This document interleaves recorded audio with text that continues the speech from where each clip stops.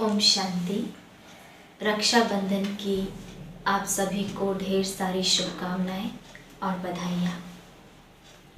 जैसे कि हम सभी जानते हैं कि हमारा भारत देश त्योहारों का देश है और उसमें विशेष रक्षाबंधन एक विशेष त्यौहार है।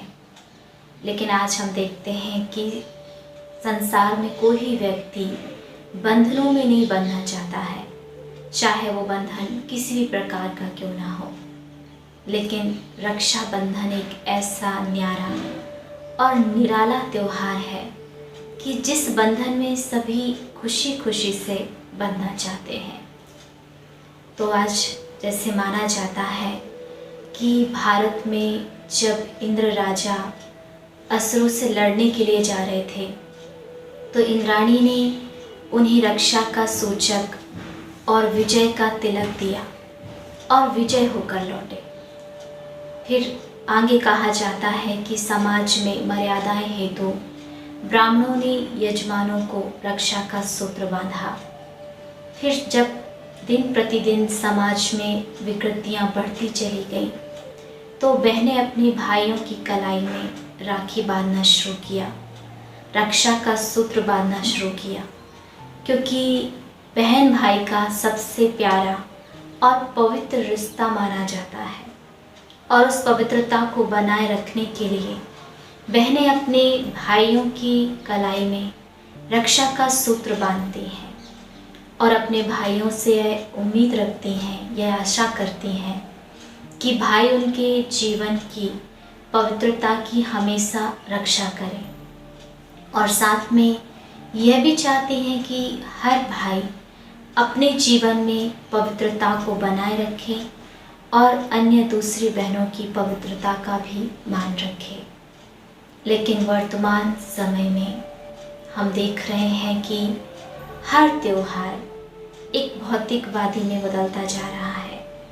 जैसे रक्षाबंधन का त्यौहार जैसे ही नज़दीक आता है तो बहनें अपने भाइयों की राखी के लिए मार्केट जाती हैं और उनके लिए विशेष राखी ढूंढती हैं।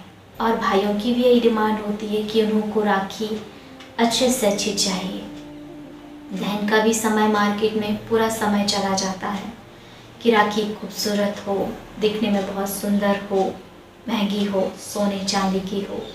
इस प्रकार से बहनें अपने भाइयों के लिए राखी खरीदती हैं। माना वो अपनी भावनाओं को प्रकट वस्तुओं के द्वारा, एक सामान के द्वारा, बाहर भौतिक साधनों के द्वारा कर रही हैं। अंदर की भावनाएं तो दिन प्रतिदिन समाप्ति होती जा रही है। नहीं तो पहले जैसे हमने आपको बताया कि पहले समय में ब्राह्मण लोग घर घर एक रेशम का धागा, रक्षा सूत्र लाते थे और उन्हें हम बहुत रिस्पेक्ट देते थे उस धागे को।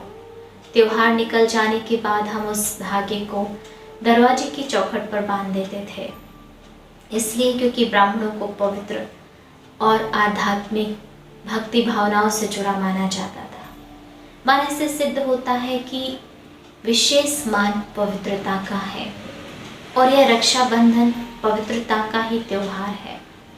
तो हमारी पवित्र भावनाएं, पवित्र दृष्टिकोण हो, तभी हम सच्चा रक्षाबंधन बना सकते हैं। और ऐसा बंधन जोड़ने के लिए उस परमात्मा से हम सच्चा बंधन जोड़ें, सच्चा रिश्ता जोड़ें, तब हमारी सच्ची रक्षा होगी। क्योंकि कहते हैं कि भाई बहनों की रक्षा करता है, लेकिन वर्तमान समय में सिर्फ बहनों को ही नहीं, भाइयों को भी रक्षा की जरूरत है। और ऐसी सच्ची रक्षा तो परमात्मा ही कर सकते हैं। और परमात्मा हमको सिखाते हैं कि सच्ची रक्षा के लिए पहले अपनी भावनाओं को पवित्र बनाना है और उसके लिए संसार के पूरे जीवन को ही नहीं बदलना है, बस अपने विचारों को बदलना है। जैसे मान लीजिए हमने कोई एक बड़ा बंगला खरीदा, मकान खरीदा और उसमें बहुत अच्छे अच्छे साधन हैं और उस साधनों का यूज़ हमें करना है। तो जब हम उस मकान में एंट्री करते हैं तो मकान मान लीजिए कहीं चले गए और उसमें लॉक लगा हुआ है, तो एक छोटे से ताले में हम एक छोटी सी चाबी को घुमाते हैं और राइट साइड जैसी चाबी को घुमाते हैं लॉक खुल जाता है। फिर वो दरवाज़ा गेट खुल जाता है, फिर हम अंदर प्रवेश करते हैं और फिर उन साधनों का आनंद लेते हैं। ऐसे परमात्मा सिखाते हैं कि हमें अपने जीवन में आनंद भरने के लिए अपनी भावनाओं को बहुत बहुत पवित्र बनाना होगा, पवित्र दृष्टि रखना होगा, और उसके लिए हमें आत्मिक दृष्टि जरूर बनाए रखना है। इसलिए रक्षाबंधन के दिन विशेष तिलक लगाया जाता है, और वो तिलक है प्रतीक आत्मा का, इसलिए उसको मस्तक के बीच में लगाया जाता है विशेष शुभ कार्यों पर। उससे ये सिद्ध होता है कि हम अपनी आत्मिक दृष्टि को बनाए रखें, और जब हम आत्मिक दृष्टि से देखेंगे तो देह का जो आकर्षण है, देह जो दृष्टि है वो समाप्त हो जाएगी, चंचलता समाप्त होगी, तो आत्मिक दृष्टि बनी रहेगी। और वैसे आत्मा का ओरिजिनल गुण ही है पवित्रता, शांति, खुशी। साथ में फिर दीपक भी जलाते हैं, और बहनें अपनी भाइयों की आरती भी घुमाते हैं।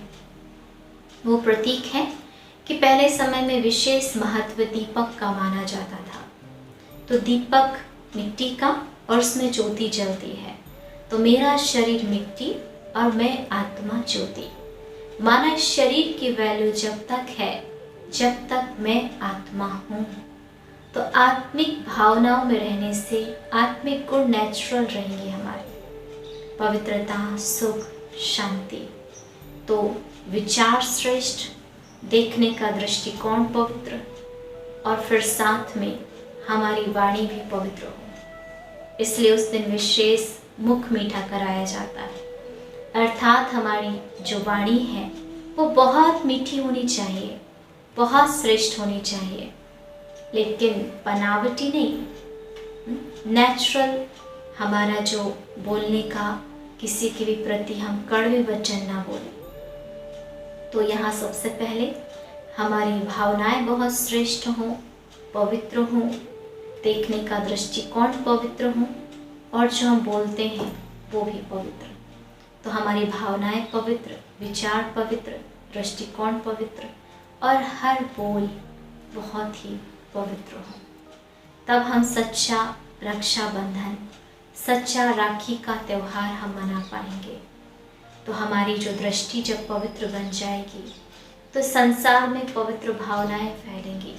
सिर्फ बहन भाई नहीं, हर रिश्ते के प्रति बहुत ही पवित्र नेचुरल भावनाएं होंगी। तो धीरे धीरे हमारा भारत स्वर्ग बन जाएगा।